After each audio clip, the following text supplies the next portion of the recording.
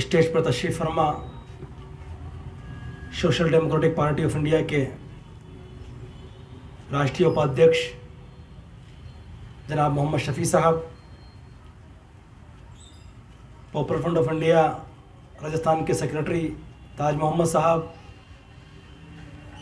समाज सेवी शेर मोहम्मद साहब और जिला अध्यक्ष इमरान खान साहब, और मेरे सामने में मौजूद नौजवान साथियों, बुज़ुर्गों, अस्सलाम वालेकुम वरहमतुल्लाहि वबरकातुहू।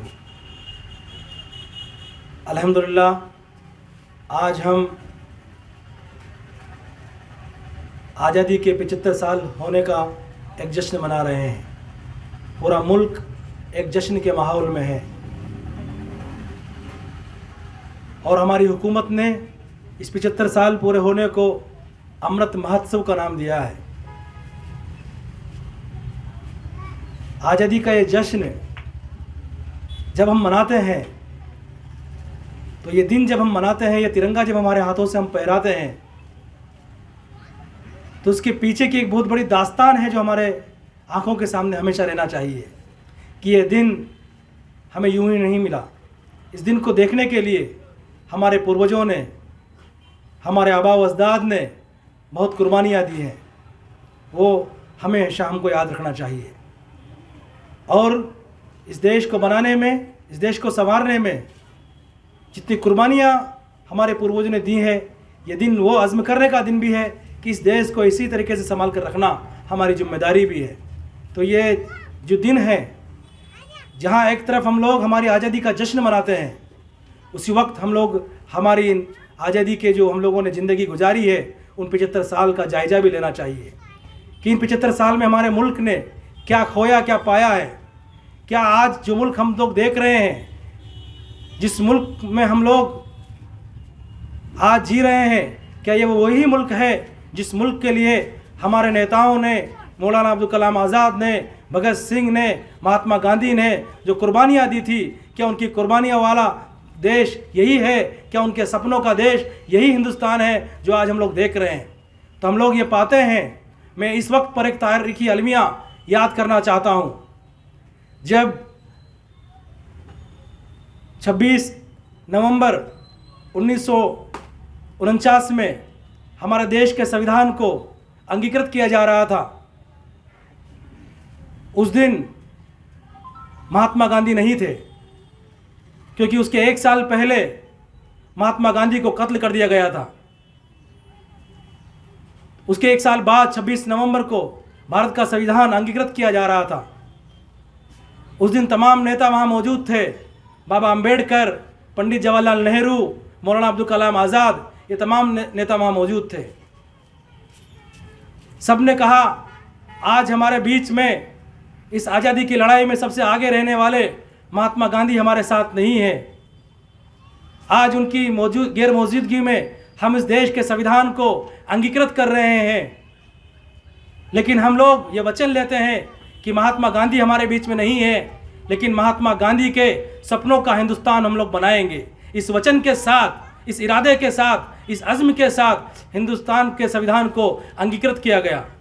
लेकिन आज अफसोस की बात है, हमें बहुत दुख होता है कि आज हमारा देश महात्मा गांधी के सपनों की तरफ नहीं, बल्कि महात्मा गांधी के हत्यारे नाथूराम गोडसे के सपनों की तरफ बढ़ रहा है। हम हमारी आंखों से जब देखते हैं हमें दुख होता है। लेकिन इसी दिन हम ये अज़्म भी लेते हैं कि ये नाथूराम गोडसे की औलादे, ये सावरकर की औलादे इस देश को कितना ही बर्बाद करना चाहे, यहाँ के संविधान से कितना ही खिलवाड़ करना चाहे, लेकिन हिंदुस्तान की मुस्लिम कौम और ख़ास तौर से पॉपुलर फ्रंट ऑफ इंडिया ये ऐलान करता है कि कभी भी ये सावरकर की औलादे, ये गोडसे की औलादे इस मुल्क में कामयाब नहीं हो सकती। हम इस मुल्क को महात्मा गांधी के सपनों का देश बनाएंगे, मौलाना अब्दुल कलाम आज़ाद के सपनों का देश बनाएंगे, भगत सिंह के सपनों का देश बनाएंगे। कभी भी सावरकर के रास्ते पर इस मुल्क को आगे बढ़ने नहीं देंगे। अगर ये मुल्क इस रास्ते पर बढ़ेगा तो उन ताकतों से लड़ने के लिए हमारे आबा व अजदाद ने जो कुर्बानियाँ दी है, उसी तरक्की की कुर्बानियाँ देने के लिए हम फिर से उनके खिलाफ लड़ेंगे, फिर से हम आगे बढ़ेंगे। और आज इस मौके पर एक और बात हमको याद करना चाहिए। इस देश के संविधान को लिखने वाले बाबा भीमराव अंबेडकर की जीवनी को जब हम लोग पढ़ते हैं, जब वो कक्षा 6 में थे तब वो एक स्कूल में पढ़ते थे, तब उनको स्कूल में पानी पीने नहीं दिया गया, उनको स्कूल से निकाल दिया गया। तब उन्होंने अज़्म किया था कि मैं इस देश को बदलूंगा और इस देश में समान अधिकारों वाला एक संविधान लागू करूंगा, और वो संविधान बाबा भीमराव अम्बेडकर ने इस देश के लिए तैयार किया। लेकिन वो भी हमारे लिए अफसोस है कि 75 साल बाद राजस्थान के इसी जालौर में एक दलित बच्चे को एक पानी पीने की वजह से मार दिया जाता है। आज मैं समझता हूं हिंदुस्तान का वो बच्चा नहीं मरा है, राजस्थान का वो इंद्र मेघवाल नहीं मरा है, हिंदुस्तान का संविधान को मारा गया है, हिंदुस्तान के संविधान को कत्ल किया गया है। इसलिए ये हमें अज़्म लेना चाहिए, इस संविधान को जो हमारे बाबा अंबेडकर ने बनाया था, इस संविधान की रक्षा करना, इसकी हिफाजत करना भी हमारी जिम्मेदारी है। इसलिए कड़े शब्दों में हम लोग जालौर की घटना की निंदा करते हैं और हुकूमत से मांग करते हैं कि जिस टीचर ने उसके साथ ये कारनामा किया है, ये कृत्य किया है, उसको सख्त से सख्त सजा दी जाए। और साथ ही ये भी हमारे लिए अफसोस की बात है कि आज जब हम लोग देश के आज़ादी का 75वां साल मना रहे हैं, आप देखिए आपके साइड में गैलरी लगी हुई है, ये बहुत कम है, जगह की कमी की वजह से हम लोगों ने बहुत कम लगाई है। ये वो लोग हैं जिन्होंने इस देश की आज़ादी के लिए अपनी जानों की कुर्बानियां दी है, हंसते हंसते फांसी के तख्तों पर चढ़े हैं और अंग्रेजों के सामने गोलियां खाकर अपनी जानों को कुर्बान किया है। लेकिन अफसोस की बात यह है कि आज इन तमाम को आप लोग देख रहे हैं, इनका हमने एक ही स्लोगन दिया है, इनको भुला दिया गया।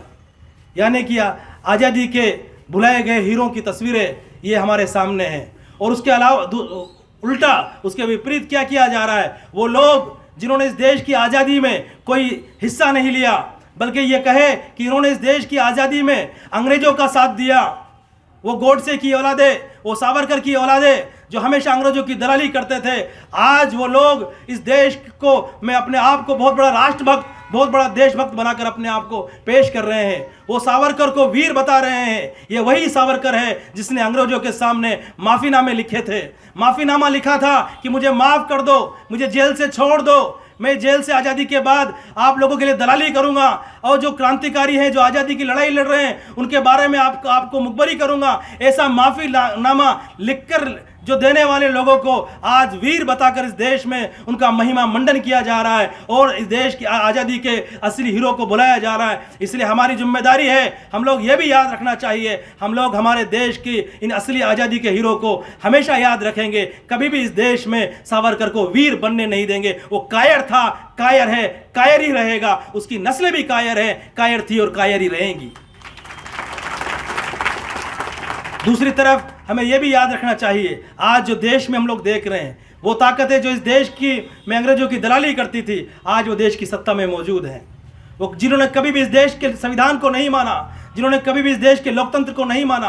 आपको मालूम होगा, पहली मर्तबा इतना दबाव बनने के बाद, मीडिया में पिछले कई दिनों से प्रोपेगेंडा होने के बाद, पहली बार संघ प्रमुख ने तिरंगे को सलामी दी है, अपनी डीपी को चेंज किया है। इतनी दबाव के बाद ये लोग तिरंगे को मानने के लिए तैयार हुए, तो मानो ये भी मैं समझता हूँ एक फॉर्मेलिटी तौर पर माना है। अभी भी ये लोग देश के संविधान को दिल से नहीं मानते, तिरंगे को नहीं मानते। ऐसे लोग आज सत्ता में बैठे हुए हैं, ऐसे लोग आज देश की सत्ता में हैं जो इस देश के लोकतंत्र को कुचलना चाहते हैं। और एक और अफसोस मैं इस वक्त कहना चाहता हूं, जब हम लोग आज़ादी का ये 75वां जो हम लोग ये महत्व 75 साल पूरे होने का जो जश्न मना रहे हैं, उसी वक्त में हम लोगों ने देखा 2 दिन पहले एक हिंदू राष्ट्र का संविधान पास किया गया। धर्म संसद ने एक हिंदू राष्ट्र का संविधान जारी किया और आने वाले फरवरी में उसको वो बता रहे हैं कि इस देश में हम लोग ऐसा संविधान लेकर आएंगे जिसमें मुसलमानों को और क्रिश्चियन को वोटिंग पावर नहीं होगा, और फरवरी में और इस देश की काशी इस देश की राजधानी होगी। मैं कहता हूँ संघियों, तुम ये सपना देखते देखते मर जाओगे। ये देश, ये हिंदुस्तान का संविधान जो बाबा साहब अम्बेडकर ने दिया है, वही इस देश का संविधान रहेगा। तुम्हारे इन खोखले वादों से इस मुल्क में होने वाला कुछ नहीं है। लेकिन हमारी जिम्मेदारी यह है, हम लोग इन ताकतों के खिलाफ खुलकर खड़े होना चाहिए, इनके खिलाफ हमारे संघर्ष को मजबूत करना चाहिए। जिस तरीके से इस लोकतंत्र को ख़त्म करने के लिए, इस लोकतंत्र को बर्बाद करने के लिए जो साजिशें रच रहे हैं, जो प्रोपेगेंडे रच रहे हैं, इस देश के लोकतंत्र के साथ जो खिलवाड़ हो रहे हैं। असल में देश की आज़ादी का मतलब क्या है?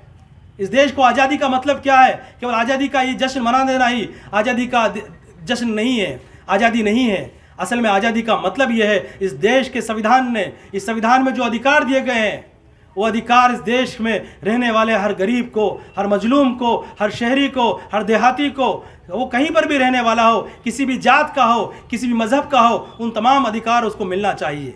लेकिन आज हम लोग देख रहे हैं हमारे देश में ये अधिकार सिमटते जा रहे हैं, चंद लोगों के हाथ में ये अधिकार आ रहे हैं। अभी कुछ दिनों पहले की एक रिपोर्ट आई कि देश के तकरीबन 11% लोगों के हाथों में देश की 70% जो रिसोर्स हैं, संसाधन है, उनके हाथों में है। और देश के 51 परिवार के हाथों में देश का 50% रिसोर्स उनके हाथों में है। देश में गरीब होता जा रहा है और लगातार उनको साथ उनकी जो खिलवाड़ होता जा रहा है। और देश में लगातार हम लोग देख रहे हैं कि पूंजीवादी जो व्यवस्था है उसको मजबूत किया जा रहा है, उसको आगे बढ़ाया जा रहा है। इसलिए आज के दिन हमको ये भी अज़्म करना चाहिए कि हम लोग इस देश में जो संविधान है उस संवैधानिक अधिकारों की लड़ाई के लिए हमेशा खड़े रहेंगे और इस देश के आखिरी नागरिक तक हम लोग उस देश के संविधान के अधिकारों को उसको दिलाएंगे, उसकी रक्षा हम लोग करेंगे। ये भी अज़्म आज के दिन हम लोगों को लेना चाहिए।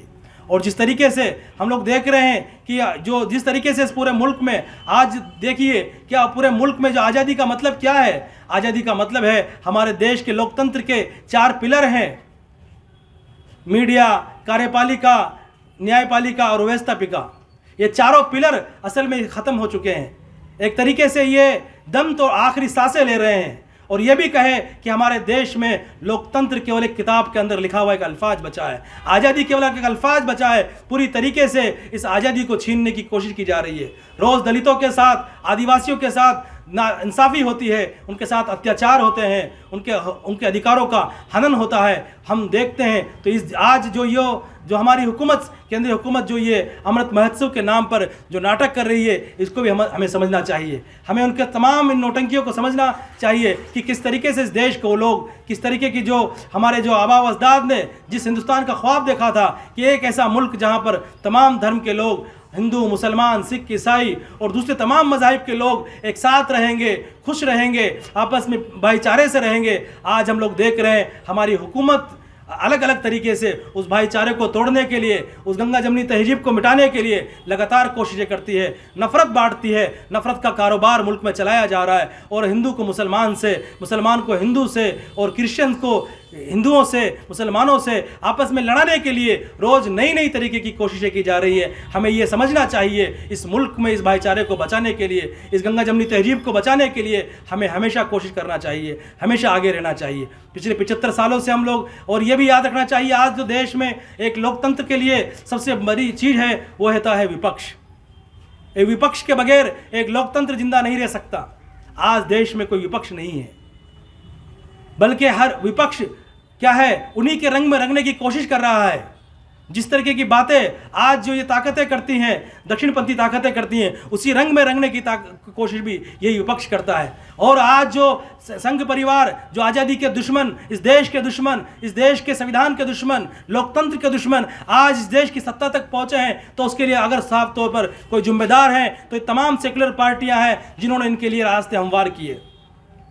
जब पॉपुलर फ्रंट ऑफ इंडिया पिछले कई सालों से मुल्क की इन तमाम सेकुलर पार्टियों को आगाह करता था कि इस एक दिन मुल्क में आएगा, ये तमाम जो संघी ताकतें हैं, जो हिंदुत्व फोर्सेस हैं, इस मुल्क पर कब्जा कर लेंगी, इस मुल्क को कमज़ोर कर देंगी, तभी तमाम सेकुलर पार्टियां हमारा मजाक बनाती थी और बल्कि उनको आगे जाने के लिए रास्ता देती थी। ये कहती थी क्या हुआ, आप देखिए लोग 80 साल हो गए, इतने साल हो गए, 85 साल हो गए, क्या किया आरएसएस ने? कुछ तो नहीं किया। लेकिन देखिए 85 सालों के अंदर आरएसएस ने अपने स्लीपर सेल तैयार किए और देश की हर एक एजेंसी के अंदर, हर एक संस्था के अंदर अपने लोगों को बैठाया। आज देखिए बड़े बड़ी संस्थाओं में बैठे लोग, इवन न्यायपालिका के अंदर और क्या है, मीडिया के अंदर और अलग अलग एजेंसियों के अंदर उनके लोग बैठे हुए हैं और जो सरकार के इशारों पर काम कर रहे हैं और विपक्ष को खत्म करने का काम कर रहे हैं। जो भी आज इस हुकूमत की जनविरोधी नीतियों के खिलाफ बात करता है, इसके खिलाफ आवाज़ उठाता है, उनको दबाने की कोशिश की जाती है, उनको डराने की कोशिश की जाती है। उनके खिलाफ सरकारी एजेंसियां, ईडी, एनआईए, सीबीआई का इस्तेमाल किया जाता है, उनको डराया जाता है, धमकाया जाता है। जो लोग उनसे डर जाते हैं, डरकर उनके पाले में चले जाते हैं, इसकी वजह से वो लोग चुनी चुनाई सरकारों को गिरा रहे हैं। महाराष्ट्र में देखो लोगों ने वोट किसको दिया था और सरकार को गिरा दिया। कर्नाटक में, मध्य प्रदेश में, गोवा में, हिमाचल में, तमाम जगह पर जो लोकतंत्र में सबसे बड़ी जो ताकत है वो वोट की ताकत है। लोकतंत्र में वही हमारे सबसे बड़ा हक है कि हम लोग हमारे वोट का इस्तेमाल कर कर हमारे नेताओं को चुनेंगे, हमारी पसंद की जो सत्ता को हम लोग चुनेंगे। लेकिन हो क्या रहा है, हम लोग जिसको वोट दे रहे हैं सरकार वो नहीं बना रहे हैं, बल्कि जिसको बीजेपी चाहती है, आरएसएस चाहती है, वही सरकार बनती है, वो लोगों को खरीदते हैं। तो इस तरीके से लोकतंत्र के साथ एक खिलवाड़ किया जा रहा है। पूरा मीडिया देखो किस तरीके से जो रात दिन जो नफरत का जो कारोबार मुल्क में फैला रहा है। इस तरीके से मुल्क में इस जो उनके खिलाफ बात करने वाले लोग हैं उनके खिलाफ ये साजिश रची जा रही है।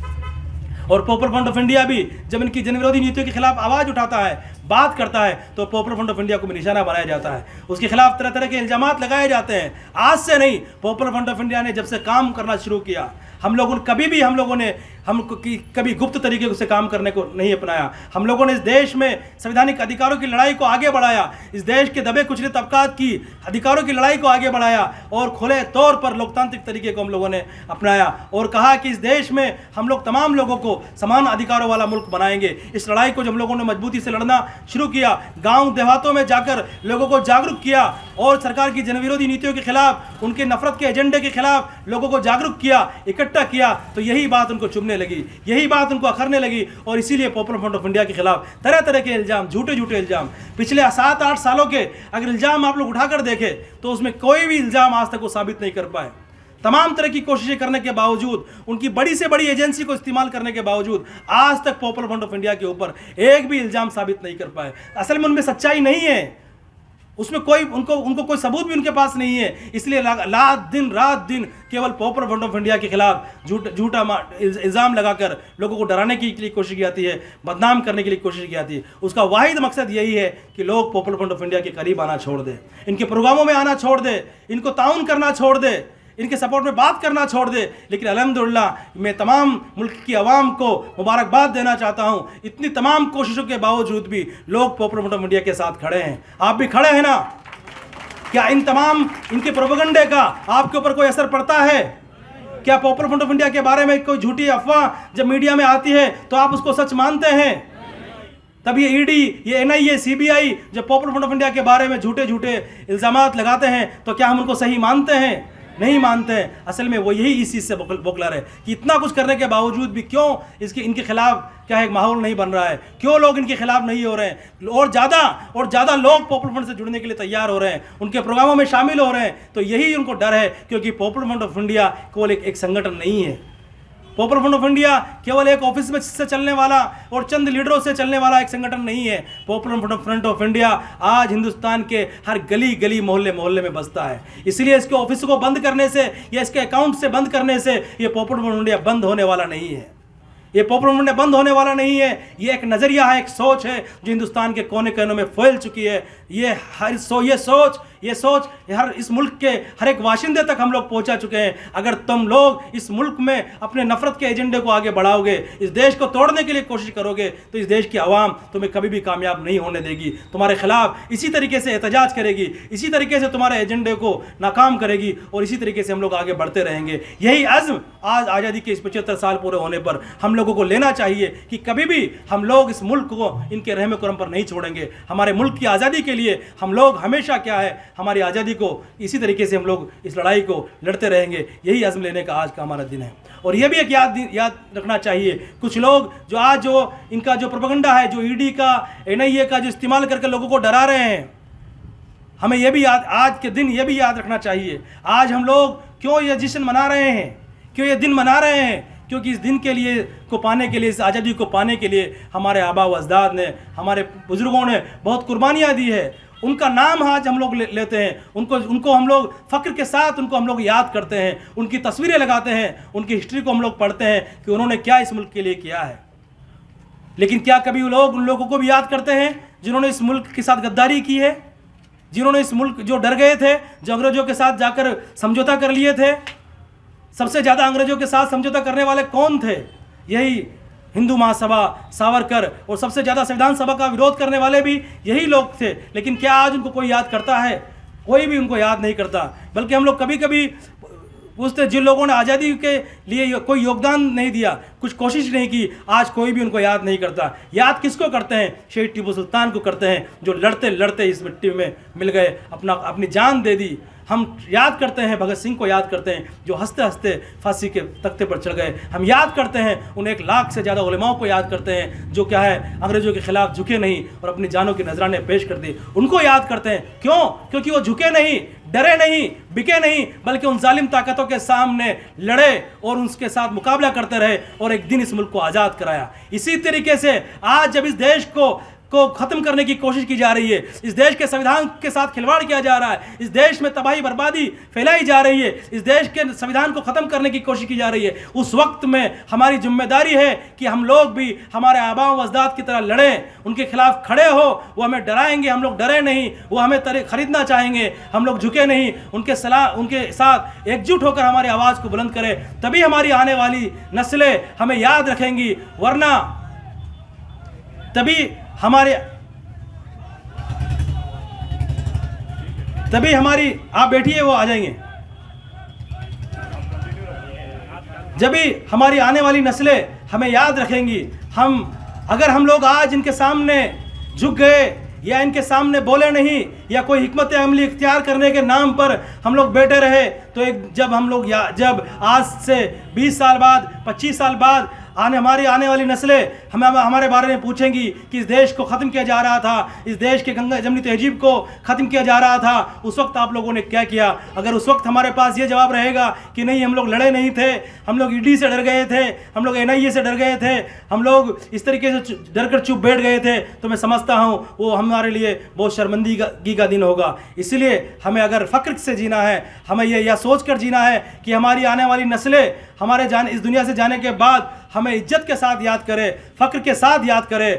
तो हम लोगों को यही यादना चाहिए कि इस वक्त में इनके खिलाफ हिम्मत के साथ में, ताकत के साथ इनका मुकाबला करना चाहिए, तभी हम लोग इस देश में सही मानों में आज़ादी का ये जश्न मना सकते हैं और इस आज़ादी के जश्न को हम लोग इस तरीके से आगे मनाते रह सकते हैं। ये हम तमाम की जिम्मेदारी है।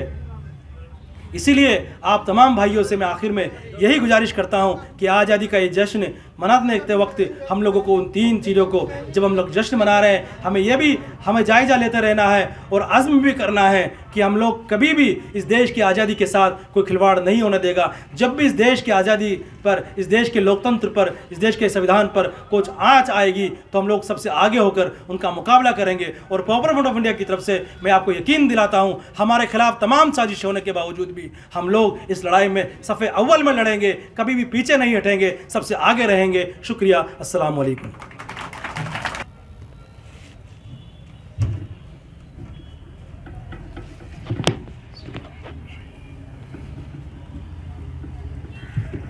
स्टेज पर तशरीफ़ फरमा पॉपुलर फ्रंट ऑफ इंडिया के नेशनल एग्जीक्यूटिव काउंसिल मेंबर और प्रदेश अध्यक्ष जनाब मोहम्मद आसिफ साहब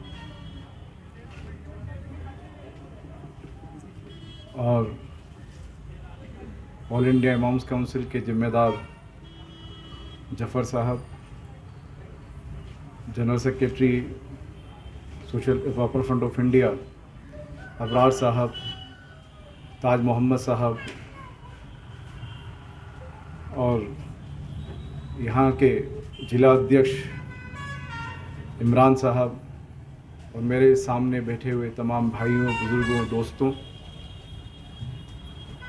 सबसे पहले मैं बहुत बहुत मुबारकबाद पेश करता हूँ हमारे देश की इस आज़ादी के 75वें वर्ष में। हम लोग आज 75वीं आज़ादी, 75 साल हमारे देश को आज़ादी को हो गए। उस जश्न को मनाने के लिए हम सभी यहाँ पर एकत्रित हुए हैं, इकट्ठे हुए हैं। उसकी मैं फिर एक बार तहे दिल से आप सभी को मुबारकबाद देता हूँ। लेकिन जिस तरीके से कोई भी अपनी सालगिरह या अपने जन्मदिन को याद करता है तो उस दिन शायद एक इंडिविजुअल, एक फ़र्द अपने उस निकले हुए समय को, उस निकले हुए साल को भी याद करता है। उसी तरह से मैं ये सोचता हूँ कि देश की सालगिरह में जो 75वीं आज़ादी की सालगिरह हम लोग मनाने के लिए यहाँ बैठे हैं, तो उसका जायज़ा और उसका एहतसाब भी बहुत ज़रूरी है, जिसको आपके सामने आसिफ साहब ने पेश किया। आज इस 75वीं इस आज़ादी को हम किस तरह से देखना है, और जो आज़ादी हमारे आबा व अजदाद ने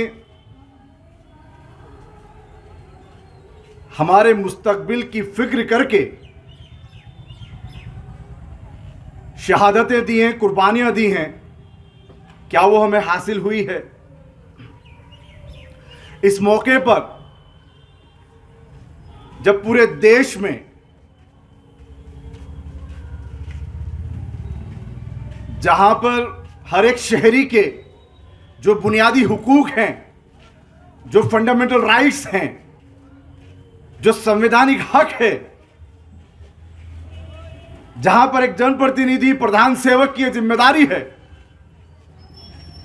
कि उनकी जो मूलभूत आवश्यकताएं हैं, रोटी, कपड़ा, मकान, स्वास्थ्य, शिक्षा,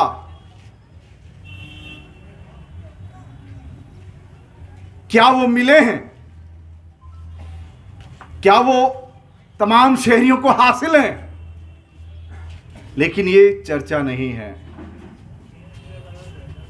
आपका सिलेंडर 545 से 1100 हो गया, लेकिन ये चर्चा नहीं है। आपके खाने के दूध, दही, तेल, घी, सब पर जीएसटी लगकर महंगाई चरम पर है, लेकिन ये मुद्दे नहीं हैं। मुद्दा क्या है? मुद्दा यहां मंदिर मस्जिद है, हिंदू मुस्लिम है, झूठा राष्ट्रवाद है, और यहां पर महात्मा गांधी को कटघरे में खड़ा कर दिया। फासीवादियों की जो राष्ट्रीय कार्यकारिणी है, उसका अहम रुकन इंद्रेश कुमार, वो अपने भाषण में कह रहा है कि पार्टीशन के जिम्मेदार महात्मा गांधी हैं, जिन्होंने जवाहरलाल नेहरू और जिन्ना को लीड रोल दिया। हमारे उन आबाओ अजदाद जिन्होंने शहादतें दी, उनको याद करने का दिन नहीं। इंडिया के पहले टेरर अटैक में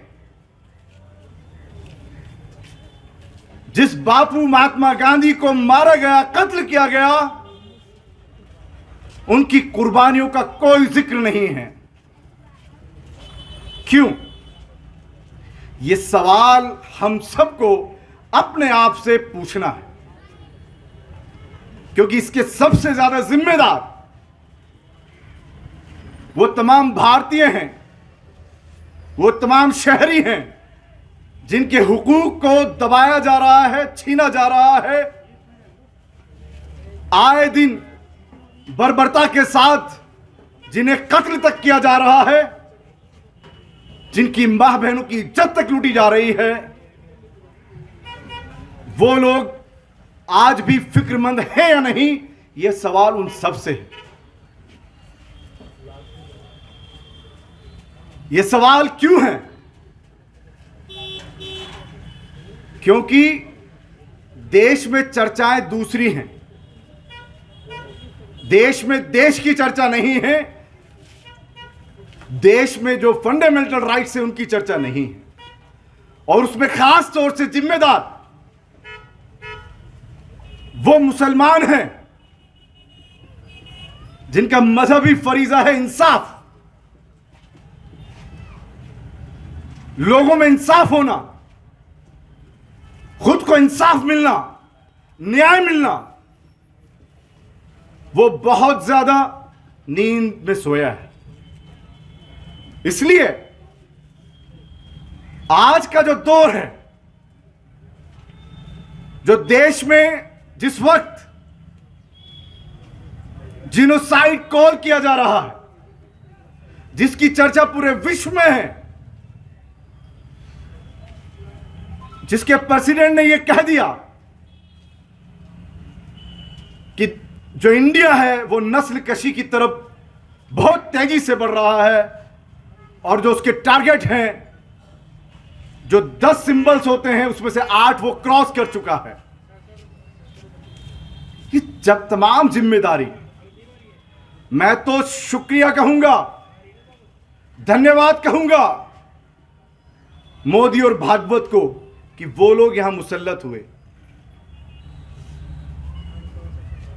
वो विचारधारा जो नफरत की विचारधारा है वो आप पर मुसल्लत हुई, जिससे कि आप जागरूक हुए, वरना सालों से आपको पूरी तरह नींद में सुला रखा था।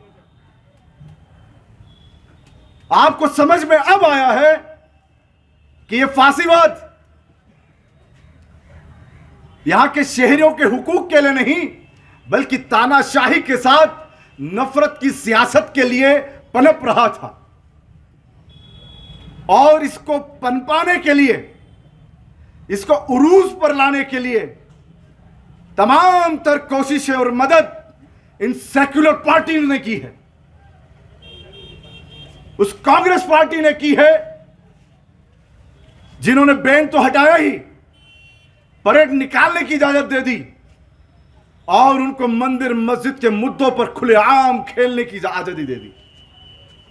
पूरे विश्व में हमारा एक भारत है जहां पर फांसीवाद सबसे ज्यादा उम्र तक चला, और इसकी उम्र को बढ़ाने के लिए यहां की सेक्युलर पार्टियां जिम्मेदार हैं,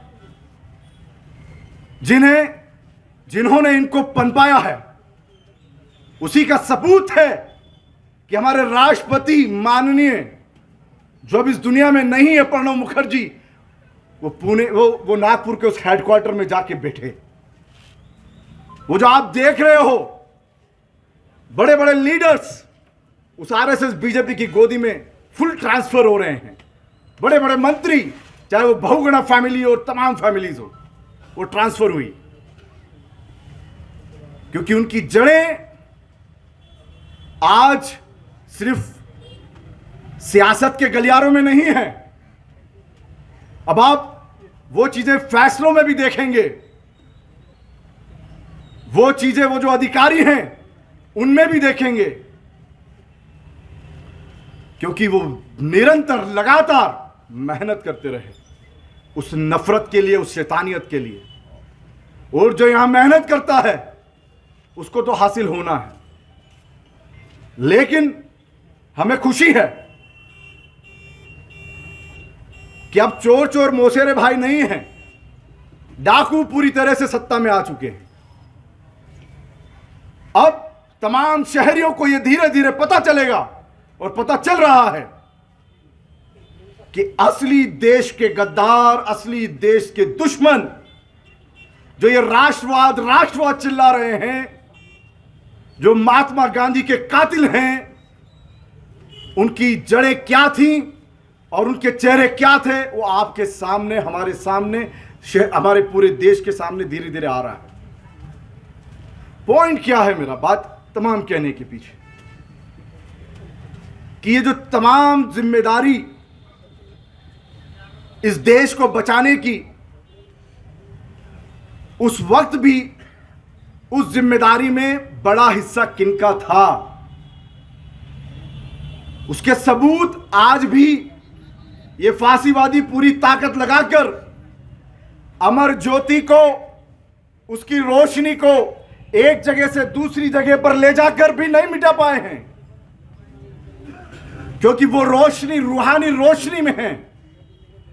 इंडिया गेट पे आज भी 80% से ज्यादा 61,395 नाम उन मुसलमान शहीदों के हैं जिन्होंने देश को आजाद करवाया। यह फख्र है हमें, एक इंडियन मुस्लिम को जितना फख्र, जितना कॉन्फिडेंस अपने भारतीय होने पर होना चाहिए, जितना मालिक इस देश का मुसलमानों को अपने आप में महसूस करने में होना चाहिए, वो किसी और को इतना नहीं हो सकता। इन झूठे राष्ट्रवादियों को, इन संघियों को तो कभी भी नहीं होना चाहिए। वो आज लाल किले से क्या क्या झूठ बोलते हैं। कौन है वो? प्रधान सेवक है, सबसे बड़ा नौकर है देश का। कोई भी जनप्रतिनिधि आपका मालिक नहीं होता, वो आपके मातहत होता है। ये देश संविधान और लोकतंत्र से चलता है, किसी की तानाशाही से नहीं चल सकता। इसीलिए मैं इस पॉपुलर फ्रंट ऑफ इंडिया के स्टेज से पॉपुलर फ्रंट ऑफ इंडिया को और मुबारकबाद देता हूं कि जो इस आवाज को बुलंदी के साथ, हक के साथ, मालिकाना अंदाज में पूरे देश में पहुंचा रही है। मैं इसको सैल्यूट करता हूं और इसके कैडर्स को मैं सलाम करता हूं। आज देश को जब ये लोग, ऐसी संस्थाएं जो संविधान और लोकतंत्र को बचाते हुए अपनी आजादी के साथ सफर कर रही हैं देश को बचाने के लिए, उनके साथ तमाम शहरियों को आना चाहिए। इसलिए social democratic party of India, popular front of India जैसी जो भी ऑर्गेनाइजेशन पूरे भारतवर्ष में काम कर रही हैं, जो भी देश को बचाने के लिए, संविधान के हुकूक के हिफाजत के लिए, लोकतंत्र को बचाने के लिए काम कर रही हैं, उन सब का social democratic party of India पूरी तरह से साथ देती है और साथ देगी। और साथ ही साथ भाइयों, क्योंकि वक्त मुख्तसर है, मैं इस बात के साथ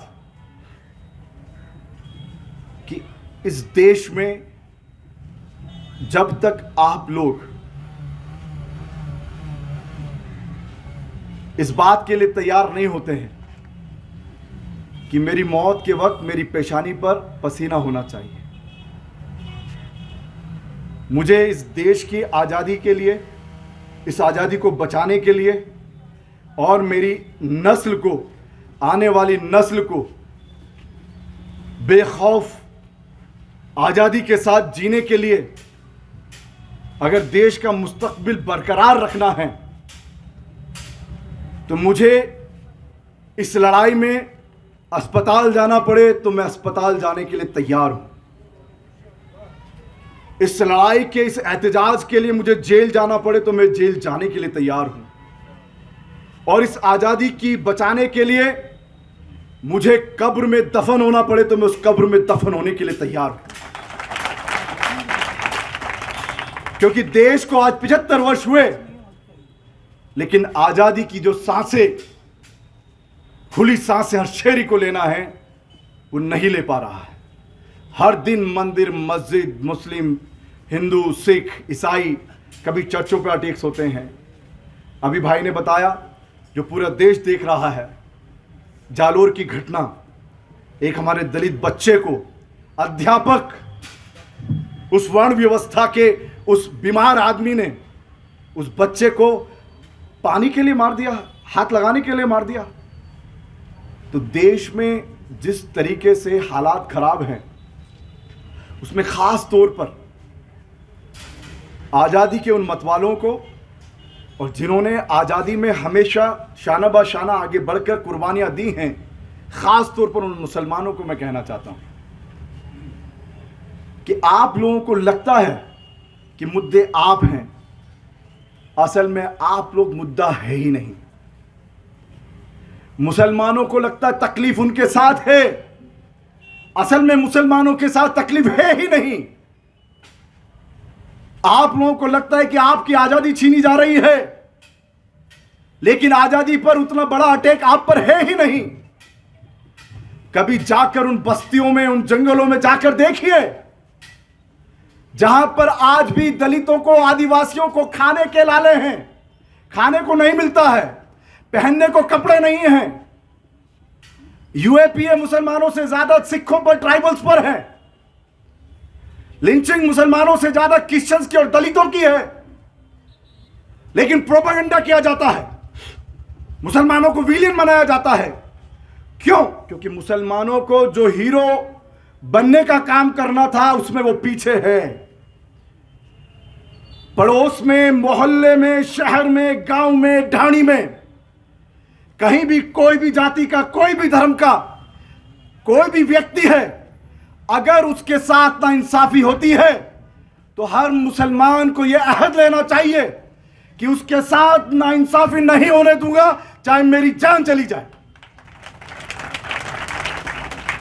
पूरा देश आप ही को गले लगाएगा। कल भी आपको गले लगाया था।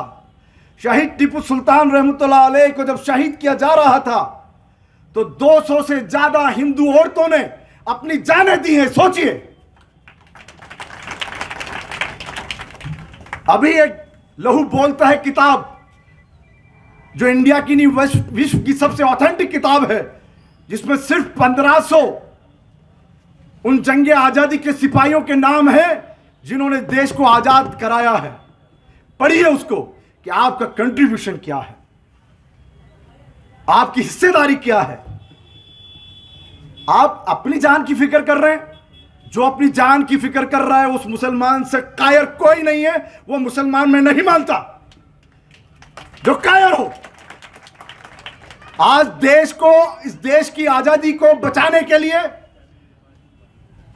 मुसलमानों की और तमाम उन धर्मनिरपेक्ष शहरियों की जरूरत है कि वो आगे बढ़े और तमाम इनकी जो एंटी पॉलिसी, जो एंटी पीपल्स पॉलिसी है, तमाम वो पॉलिसी जो लोगों के मुखालिफ है, इतनी हिम्मत हो जाएगी इन नौकरों की कि आपसे आपकी शहरियत पूछे, आपसे आपकी शहरियत पूछे। इनकी हिम्मत इतनी क्या हो गई? ये कैसे हो गई? इसके जिम्मेदार आप हैं। इसलिए आप अहद करें कि आने वाले वक्त में हमारी नस्लों को नहीं, हम सब फेस करके जाएंगे। हम मुकाबला करेंगे फांसीवाद का और देश को बचाएंगे, यहाँ के संविधान को बचाएंगे, लोकतंत्र को बचाएंगे। जय हिंद, जय भारत। अस्सलाम वालेकुम। मोहतरम जनाब पॉपुलर फ्रंट ऑफ इंडिया के सूबाई सदर मोहम्मद आसिफ साहब, social democratic party of India के राष्ट्रीय उपाध्यक्ष मोहम्मद शफी साहब, हम सबके चहेते शेर मोहम्मद साहब, ताज मोहम्मद साहब, और मेरे सामने मौजूद पॉपुलर फ्रंट ऑफ इंडिया के तमाम कैडर्स, बुज़ुर्गों, दोस्तों और बच्चों, आज यौम आज़ादी के इस मौके पर मैं आप तमाम को मुबारकबाद पेश करना चाहता हूं और मेरी ये ख्वाहिश है कि ये मुल्क इसी तरह खुशियां मनाता रहे, खुश रहे और आबाद रहे। अभी स्पीच में आप सुन रहे थे कि इस मुल्क के जो सिपाही थे जंग आज़ादी के, उन्होंने एक ऐसे मुल्क का सपना देखा था जिसमें सभी लोगों को बराबर हुकूक मिले, सभी लोगों को खुशियां मिले और अच्छे तरीके से जो भी जिनकी जो सलाहियत है उसके मुताबिक वो आगे बढ़ पाएं। कोई जाति धर्म का भेद ना हो, कोई ऊंच नीच इस मुल्क में ना हो। यहाँ रहने वाले सारे शहरी बराबर समझे जाएं। इसी को ध्यान में रखकर एक दुनिया के सबसे बेहतरीन संविधानों में से एक संविधान भारत के लिए लिखा गया और उस संविधान को लागू भी किया गया। और इस मुल्क के आज़ाद होने के बाद से ही ये कोशिश की जाने लगी, जैसा कि आसिफ भाई ने बताया कि 26 नवंबर 1949 को जब यह संविधान को अंगीकृत किया गया, जब इसको लागू करने के लिए पूरी तरह से तैयार करके वहाँ की जो संसदीय समिति थी उसके सामने पेश कर दिया गया, तो उन्होंने अज़म किया था कि इस संविधान को इसके मूल रूप में उसी सूरत में हम इस मुल्क में लागू करेंगे और इस मुल्क को दुनिया का एक बेहतरीन मुल्क बनाने की कोशिश करेंगे। हमें मालूम है एक इंसान जब काम करता है, चलता है, तो उसमें बीच में कई बीमारियां भी पैदा होती है और बीमारियों को दुरुस्त भी किया जाता है। कई बीमारियां पैदा हुई, कुछ कीटाणु थे इस मुल्क में जो आज़ादी से पहले इस मुल्क में पनप गए थे और आज़ादी के बाद उन्होंने अपना काम करना शुरू किया था। वो कीटाणु अंग्रेजों के छोड़े हुए थे जब वो इस मुल्क को छोड़कर चले गए तो कुछ कीटाणुओं को वो छोड़ गए थे, ये वही कीटाणु थे। लेकिन बदनसीबी की बात है कि वो जो छोटे छोटे कीटाणु उस वक्त में थे, आज वो विकराल रूप अपना इस मुल्क में दिखा रहे हैं।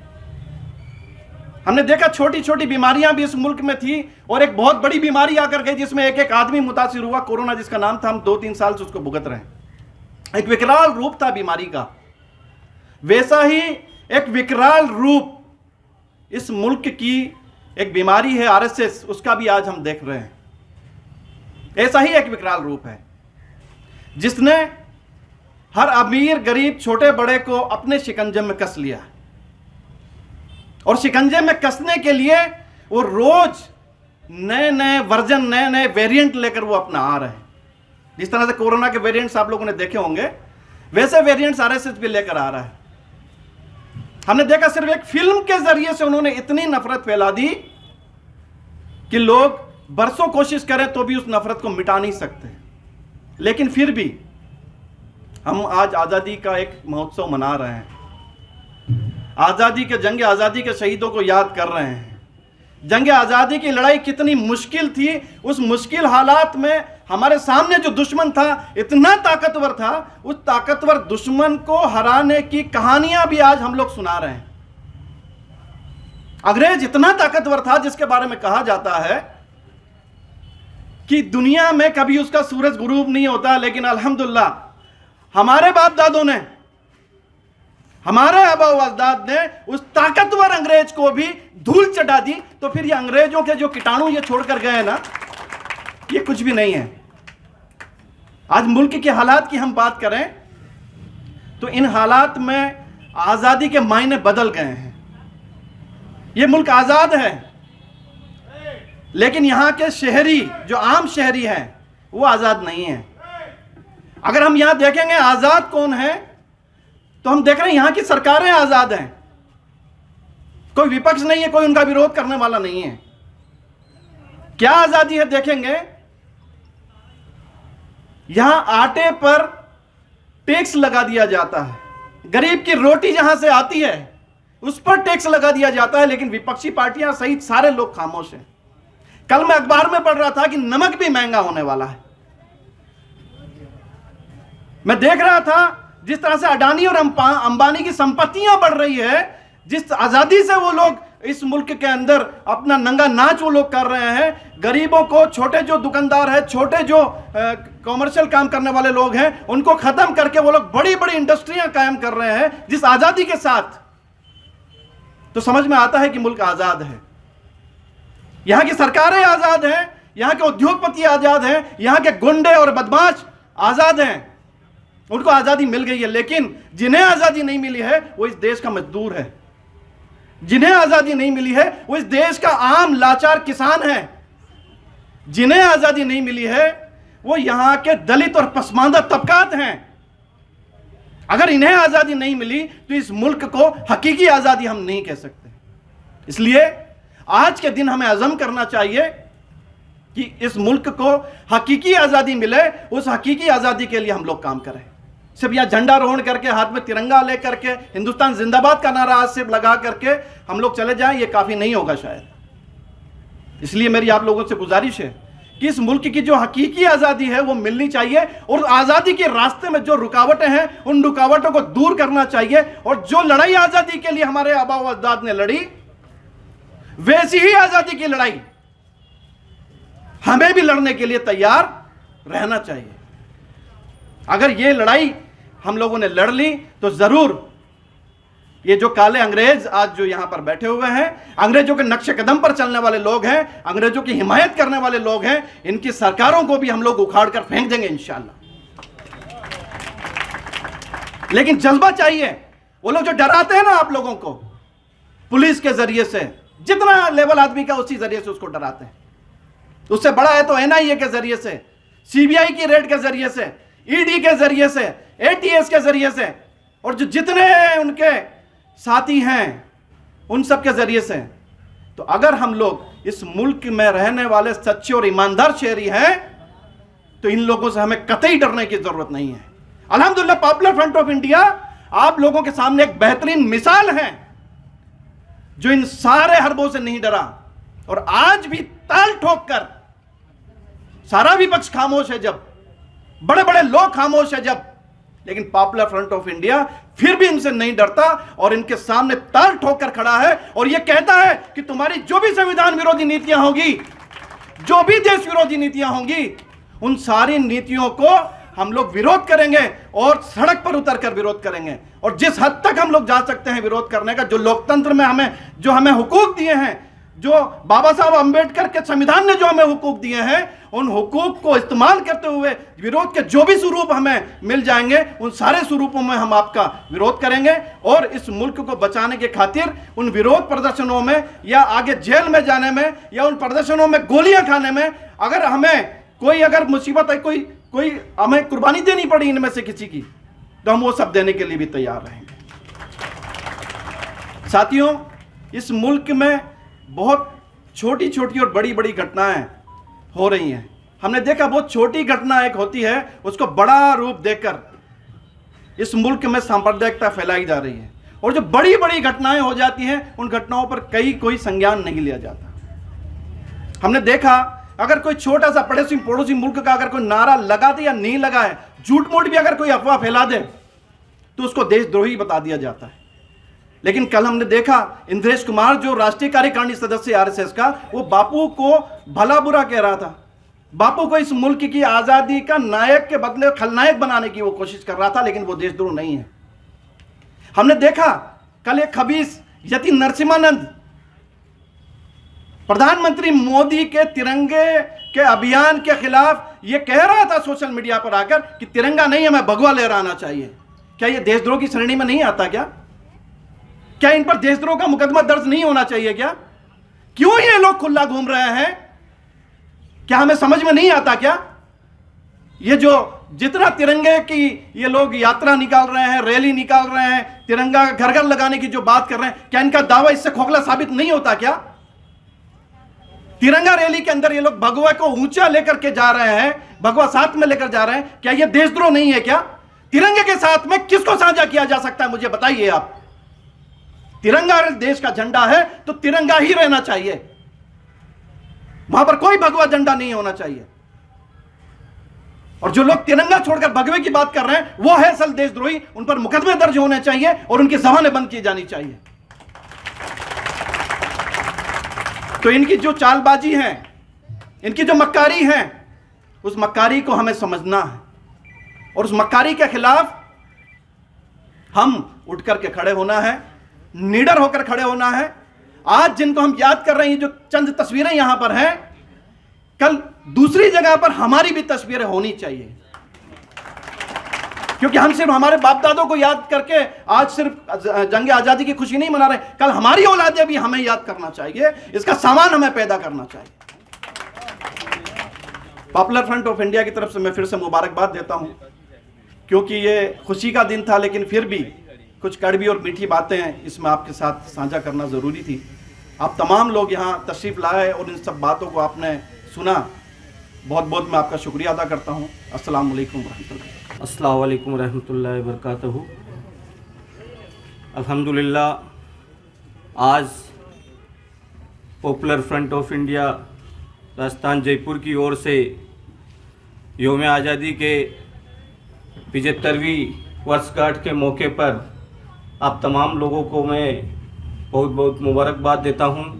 खुशी का मौका है हमारे लिए, हम इस यौम आज़ादी के 75 वर्ष पूरे किए और साथ ही आप तमाम भाई जो इस प्रोग्राम में तशरीफ़ लाए, आप तमाम का भी मैं इस्तकबाल करता हूं।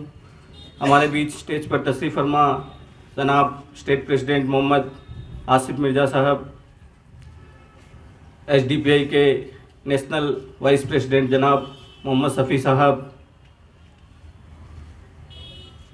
ऑल इंडिया इमाम काउंसिल से मौलाना जाफ़र साहब, मुफ्ती जनाब शेर मोहम्मद साहब और पॉपुलर फ्रंट के ज़िला अध्यक्ष जनाब इमरान साहब का भी मैं आज के इस प्रोग्राम में इस्तकबाल करता हूं। भाइयों, आज ये जो दिन हमको मुबारक दिन देखने को मिल रहा है। इस दिन के लिए हमको बहुत खुशी होनी चाहिए हम सबको, और बहुत फ़ख्र की बात है कि आज हम इस खुले आसमान के तले आज़ादी के इस दिन को मना रहे हैं। और इस आज़ादी को हासिल करने के लिए हमारे आबा व अजदाद ने इस मुल्क के अंदर बहुत बड़ी कुर्बानियाँ दी है। ये आज़ादी जो आज हम मना रहे हैं ये इतनी आसानी से नहीं मिली है, बल्कि इस मुल्क के तमाम मुस्लिम, हिंदू, सिख, दलित और तमाम लोगों ने मिलकर कंधे से कंधा मिलाकर एक लंबे समय तक इस देश में अंग्रेज़ों से जद्दोजहद की, तब जाकर हमको आज ये आज़ादी का मुकाम हासिल हुआ है। लेकिन आज हम देख रहे हैं हमारी आज़ादी, जिसको हमारे आबा व अजदाद ने कुर्बानियाँ करके हमको ये आज़ादी दी, सबको बराबरी, इंसाफ और हुकूक दिए हैं, वो तमाम हुकूकों के लिए, उस इंसाफ के लिए हमारे आबा व अजदाद ने कुर्बानियाँ दी। लेकिन आज वो हुकूक और वो आज़ादी और वो इंसाफ के जो पैमाने हैं वो आज खतरों पर है। हमको उनको बचाने की जिम्मेदारी भी है। सिर्फ आज़ादी, हमको सिर्फ तिरंगा लहरा कर सिर्फ एक दिन की आज़ादी नहीं है, बल्कि क्या है, इस आज़ादी को बरकरार रखने के लिए और जो आज़ादी असल मायने में मिली उसी आज़ादी को हमें हमारी नस्लों तक पहुंचाने के लिए हमें सबको बहुत कुर्बानियां और संघर्ष करने की ज़रूरत है। आज इंशाअल्लाह हम पॉपुलर फ्रंट ऑफ इंडिया के इस आज़ादी के योम आज़ादी के अवसर पर आप सबको ये पैगाम देते हैं कि पॉपुलर फ्रंट ऑफ इंडिया आप तमाम से आह्वान करता है कि इस आज़ादी को बरकरार रखना और इसको बचाए रखना हम तमाम हिंदुस्तानियों की जिम्मेदारी है। ये किसी मुस्लिम की या किसी सिख की या सरकार में बैठे चंद लोगों की जिम्मेदारी नहीं है, हम तमाम हिंदुस्तानियों का हक है। और अगर इस पर कभी भी कोई सवाल या आँच आए, इस save the Republic popular front का जो ये कैंपेन है उसका मकसद भी यही है कि इस लोकतंत्र को हमको बचाना है। हमारे मुल्क को इतना बेहतरीन संविधान बना कर दिया, दुनिया का सबसे बेहतरीन मुल्क हिंदुस्तान, जिसमें गंगा जमनी तहजीब है, इतने रंगों के फूल की तरह अलग अलग मज़हब, धर्म के लोग और अलग अलग सोच विचारधाराओं के लोग साथ रहते हैं। तो ऐसे एक मुल्क को इसी तरह बनाए रखना और जो हमारे संविधान में जो हमारे राइट्स हैं तमाम लोगों को, उनको बचा कर रखना और उनको मजबूती देना, हमारे लोकतंत्र को और मजबूत करना हम सब की जिम्मेदारी है। सला इस आज़ादी के दिन हम ये पैगाम लेकर जाएंगे कि सला इस आज़ादी की हिफाजत को करेंगे और इसको बरकरार रखने के लिए हम किसी भी तरह की कुर्बानी देने के लिए तैयार रहेंगे।